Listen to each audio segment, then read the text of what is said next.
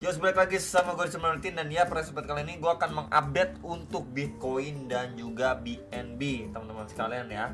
So kemarin itu udah saya update untuk Bitcoin dan XRP. Kemudian ada Bitcoin dan juga Ethereum juga sempat saya bahas. So kita lihat dulu untuk ekonomi kalender news event. Kita bisa lihat ini di minggu ini ada tanggal 22, 23, 24 dan di 25 sampai 26 ya. Ada beberapa news event penting, coba kita lihat.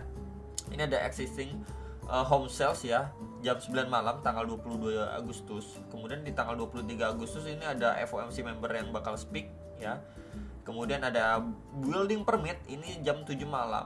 Kemudian ada S&P Global US Service PMI ya jam 8:45 malam hari juga. Kemudian ada new home sales sama crude oil inventory ini jam 9 dan jam setengah 10 malam.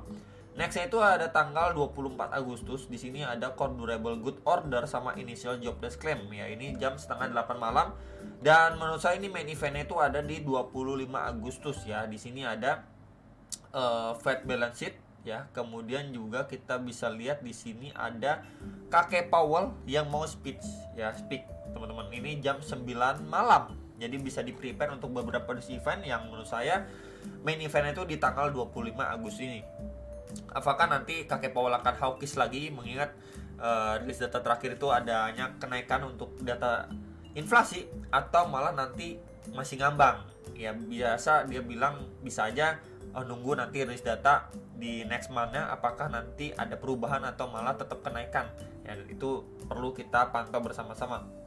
Oke, so ya kita akan bahas dulu untuk si Bitcoin secara daily. So far ini secara daily-nya dia udah break ya untuk EMA 200 ya. Kita bisa lihat di sini. Ya, ini beberapa kali memang dia udah break. Waktu dia pertama kali breakout, kemudian dia retestnya ini breakdown, teman-teman. Tapi kita bisa lihat di sini. Ya, reaksi dari Barca pun kita lihat. Ini setelah dia breakdown 1 hari, 2 hari, kemudian di hari ketiga dan hari keempatnya itu ada follow up. Ya, kita bisa lihat di sini ada bull candle, berarti di sini ada follow up dari buyer yang ngangkat lagi harga Bitcoin. Oke.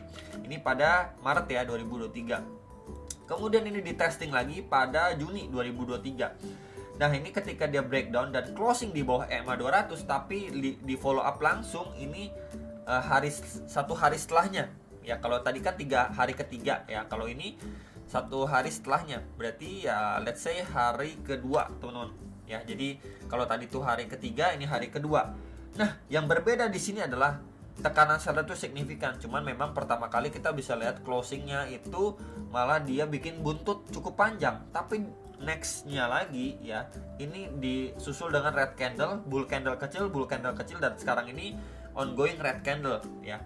Memang kita lihat berarti kondisinya ini berbeda. Yang sebelumnya di sini ada reaksi cuman butuh waktu 3 hari ya, reaksi dari buyer pun datang signifikan. Kemudian untuk yang di sini ini juga 2 hari kemudian ada reaksi dari buyer yang cukup lumayan lah ngangkat harganya. Nah, perbedaannya di sini adalah di sini udah waktu hari kedua, 3, 4 dan seterusnya ini belum adanya reaksi dari buyers yang signifikan, malah untuk seller itu tetap dominan dan price action itu perlahan-lahan mengalami penurunan, teman-teman. Ya, kita bisa lihat ini perlahan-lahan mengalami penurunan. Dan untuk RSI secara daily pun ini udah extremely oversold, teman-teman. Di sini ya kita bisa lihat ini extreme oversold. Kalau kita bandingkan dengan beberapa price action yang lalu-lalu seperti di sini waktu dia breakdown terhadap EMA 200-nya ya. Di sini posisinya sebentar, saya pakai beras aja di sini. Oke. Nah, di sini posisinya dia masih posisi sedikit di bawah netral, di bawah 50 ya. Kemudian di bagian sini waktu dia breakdown cukup dalam ya. Di sini kita bisa lihat dia sedikit nyentuh di extremely oversold-nya. Ya, teman-teman. Nah, di sini kita bisa lihat ini breakdown udah lumayan dalam juga dan kondisinya pun berbeda. Ini udah extremely oversold, teman-teman. Kita bisa lihat di sini adanya perbedaan yang cukup signifikan. Ya, jadi memang ini bisa diconsider kalau memang nanti si Bitcoin adanya one push again untuk another correction, ya itu bisa dipertimbangkan sekali lagi. Biasanya memang untuk dari segi RSI-nya pun akan refresh dulu, entah nanti dari segi price action-nya akan sideways dulu atau dia perlahan naik. Ya, kalau memang dia perlahan naik, nah di situ adanya chance atau peluang lah mungkin buat teman-teman yang sudah pertimbangkan untuk buyback kembali dan bisa melakukan cicil jual kembali gitu ya. Dan kalau misalkan kita lihat ke belakang pun sebentar waktu dia masuki benar-benar extremely oversold. Nah, kurang lebih seperti ini ya, kita bisa lihat sama-sama. Waktu ini drop pada Juni 2022 ya. Di sini kita bisa lihat ini benar-benar masuk ke extremely oversold dan perlahan-lahan dari segi RSI secara daily pun ini berangsur-angsur refresh lagi, ngetes lagi ke level 50, diiringi juga dengan price action nih, berangsur-angsur ya, sideways. Ya cuman sideways itu perlahan naik. Yang taman makan waktu cukup lama ini dari pertengahan Juni sampai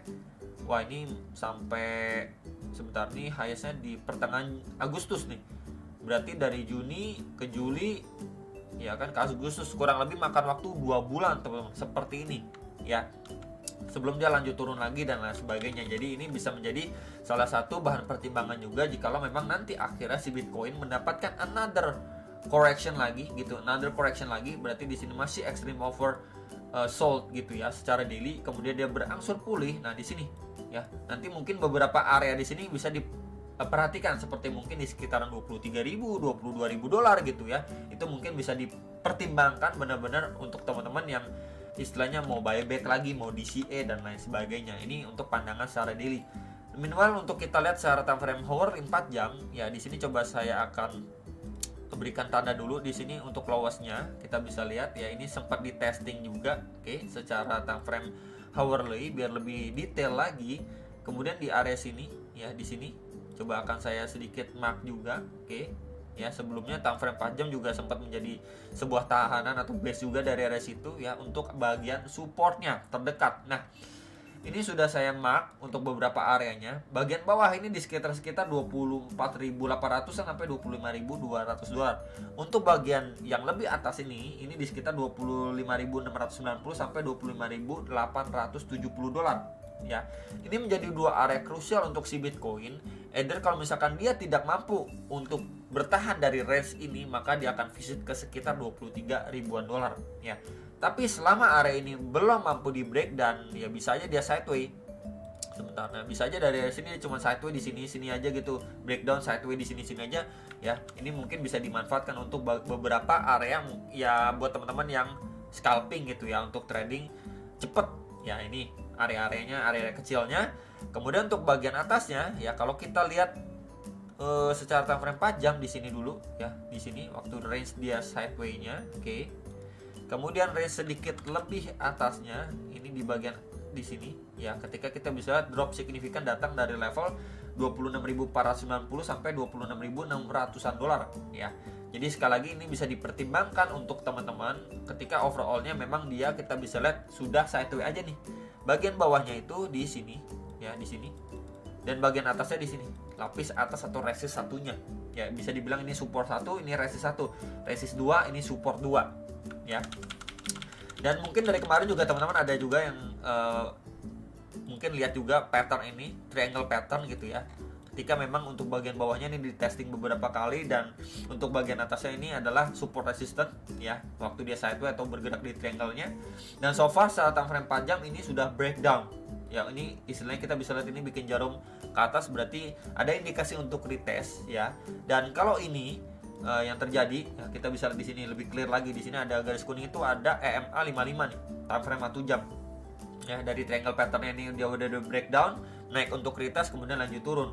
Nah tinggal kita lihat aja apakah di area lowest price terakhirnya ini mampu bertahan atau malah dia lanjut turun lagi, bablas lagi, ngetes ke bagian bawah nih, swing low waktu bikin tail candle panjang pada pergerakan 17 Agustus 2023 ya, di sekitar 24.900-an dolar ya.